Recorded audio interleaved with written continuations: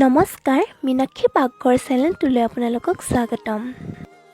আজি আপোনালোকৰ মাজত লৈ আহিলোঁ চয়াবিনৰ কাবাব ৰেচিপিটো অৱশ্যে এজন দৰ্শকে চয়াবিনৰ কিবা এটা ভাল ৰেচিপি বিচাৰিছিলে, সেয়েহে লৈ আহিলোঁ। বলক তেনেহ'লে কি বস্তু লাগে জানি লওঁ। এয়া চয়াবিনৰ কাবাব বনাবলৈ লগা বস্তু কেইপদ।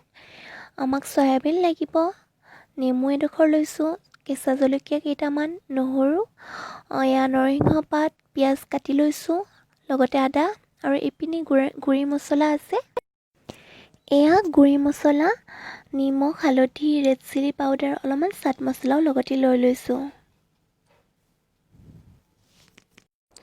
এই গোটেইখিনিৰে মই এটা ভালদৰে পেষ্ট বনাই ল'ম। এয়া নৰসিংহ পাত লৈ ল'লোঁ, এয়া চয়াবিন লৈ লৈছোঁ মই।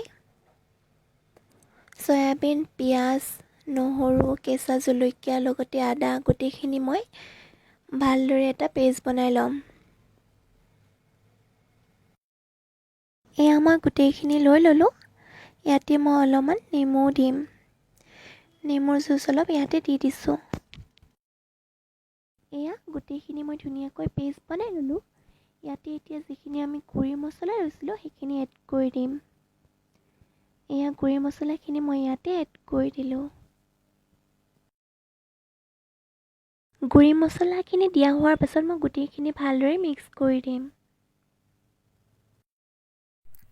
গুড়ি মছলাখিনি এড কৰি হোৱাৰ পাছত মই ইয়াতে আমাক লাগিব বেচন, মই বেচনখিনিও একেলগে এড কৰি দিলোঁ। এয়া বেচন এড কৰি হৈ গ'ল। বেচনখিনি এড কৰি হোৱাৰ পাছত মই এনেকৈ চামুচেৰে গোটেইখিনি মিক্স কৰি দিলোঁ। মই বেচনখিনি ভালদৰে মিক্স কৰি ল'লোঁ। এফালে মই কেৰাহীখন গৰম হ'বলৈ দিছোঁ, ইয়াতে তেল দিছোঁ, দি মই কেৰাহীখন ভালদৰে গৰম হ'বলৈ পিনে দি দিছোঁ। কেৰাহীখন গৰম হ'বলৈ দি মই যিখিনি চয়াবিনৰ পেষ্ট বনাই থৈছিলোঁ সেইখিনি কিছুমান এনেকুৱা ধৰণৰ শ্বেপ বনাই লৈছোঁ। আপোনালোকে যদি বিচাৰে অন্য শ্বেপো দিব পাৰে। মই এনেকুৱা ধৰণৰ শ্বেপেই বনাই লৈছোঁ। মই গোটেইখিনি এনেকুৱা ধৰণৰ শ্বেপ বনাই ল'ম।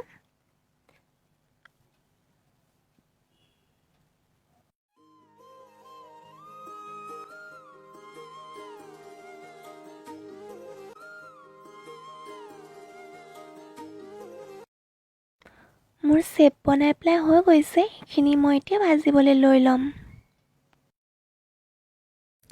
মই তেল গৰম হ'ব দিয়া কেৰাহীখনত এয়া এটা এটাকৈ এনেদৰে দি দিছোঁ। মই গোটেইখিনি মিডিয়াম টু ল' ফ্লেমতে ভাজিম ৰঙচুৱা হোৱালৈ।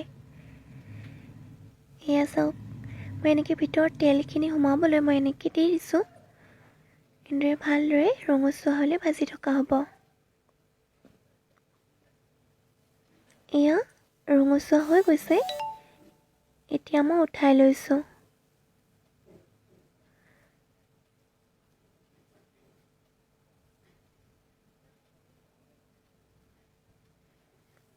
এয়া গোটেইখিনি এনেদৰে ভাজি লৈছোঁ।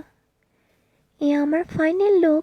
দেখিব কেনেকুৱা হৈছে জনাব কিন্তু দেই, আৰু আপোনালোকে ঘৰত কিন্তু ট্ৰাই কৰিবলৈ একেবাৰেই নাপাহৰিব।